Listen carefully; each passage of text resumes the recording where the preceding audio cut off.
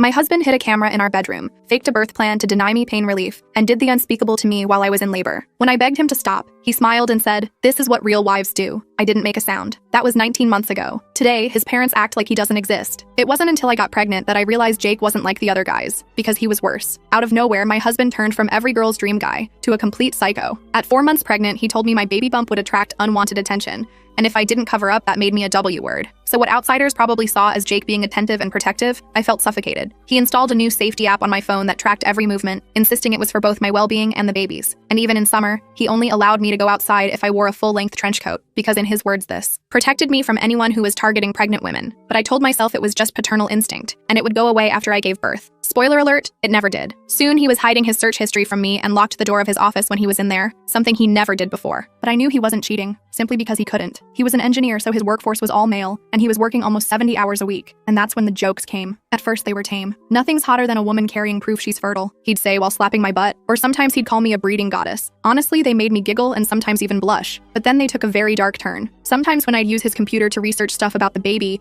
his search recommendations would come up. There was a lot of stuff about myophilia. If you don't know what that means, look it up. And he had watched hundreds of videos of women giving birth, but I was too scared to confront him, partially because I didn't want him to get mad at me, but mainly because of my pregnancy symptoms. I was throwing up for an hour every morning and could barely stand on my own without feeling like my spine was about to snap in two. So I let my body speak, and it told me to keep the peace. So I listened. And unfortunately, I learned my lesson too late. Actually, I learned it right when my water broke, because when I grabbed my phone to call my sister, Jake grabbed it from me. "Hey, Gabby, everything is completely under control, but I don't think it's best for you to show up. We'll let you know when you should visit." I wanted to yell at him, but the pain was too overbearing, so I just focused on trying to keep myself sane while we drove to the hospital. When we got there, I was practically thirsting for an epidural, pain relief. The pain had gotten so bad I felt like every nerve in my body was trying to escape through my hips. But just as the nurse came in to give it to me, Jake intervened. "She wanted a natural birth. Please respect our wishes," he said while showing her a fake birth plan that I had never seen before. My thoughts were completely scrambled. When the medical staff left for a monitoring equipment change, I thought he was going to hand me something stronger, but he didn't. And while I begged him to get me painkillers, he just stared at me. "Stop asking. I have a better idea." His eyes were cold, unforgiving. It's proven that when a woman works to please her husband during childbirth, it releases natural endorphins to help pain relief. As soon as he said the words pain relief, my delirious mind completely stopped thinking about anything else. I just needed it to end. Next thing I knew, Jake was zipping up his jeans, my mouth was covered in saliva, and Dr. D came into the room. I was so out of it that all I wanted was comfort from my husband, so I let him hold me and caress my head. Jake told her to get out, and told her that the reason I was crying was because I wanted to be left alone. I felt her eyes glance over at me, but I was in too much pain to say no or even just shake my head, so she took Jake's word for it and left. What Jake did in that room while I gave birth is something I still have nightmares about. Even as I write this post, tears are falling onto my screen. I won't go into detail,